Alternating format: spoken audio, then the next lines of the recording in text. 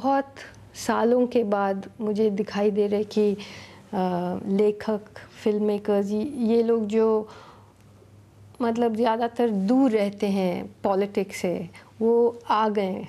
हम जैसे लोग तो पहले से बहुत से लिख चुके हैं, सबको मालूम है कि अरुंधति रॉय ने क्या लिखा है, क्या सोचती है, सबको मालूम है। लेकिन मैं उनके साथ एक सॉलिडारिटी दिखाना चाहती थी, इसीलिए मैंने ये किया। ये बहुत बड़ी बात हुई है, उनको भी मालूम है, सबको मालूम है, इंटरनेशनली भी बहुत बड़ी बात हुई है।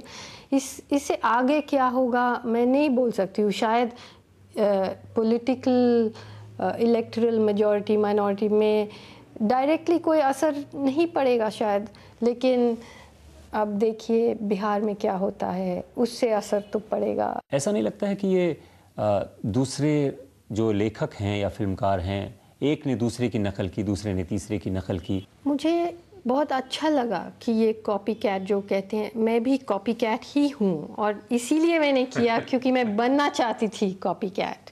क्योंकि एक शायद इतिहास में ऐसा कुछ हुआ नहीं है पहले। Saeed Mirza, Kundan Shah, Irene Dhar Malik and Veena Elias. BJP या आरएसएस के खिलाफ होना कोई ख़राब बात नहीं है। मैं ये नहीं मानती हूँ कि कांग्रेस एक्चुअली बीजेपी के ख़िलाफ़ है। वो भी जो रात को करते हैं, ये लोग दिन को करते हैं।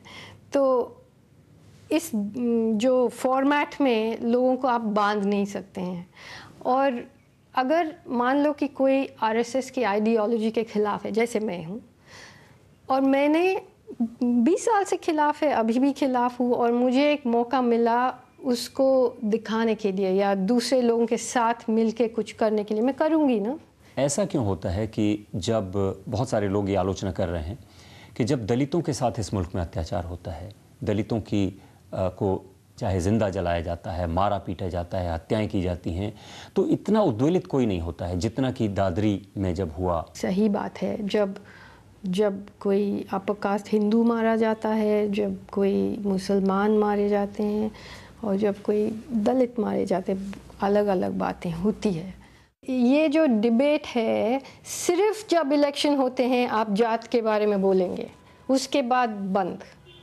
आप दलित के बारे में बोल सकते हैं, लेकिन आप ये कभी नहीं पूछ सकते हैं कि सारे हमारे इंडस्ट्रियलिस्ट कौन सा जात के हैं, कौन सा अखबार किसके, कौन सी जात के हाथ में है, पूंजी कौन सी जात के हाथ में है, इंडस्ट्री कौन सी जात के हाथ में है, जर्नलिज्म किसके हाथ में है।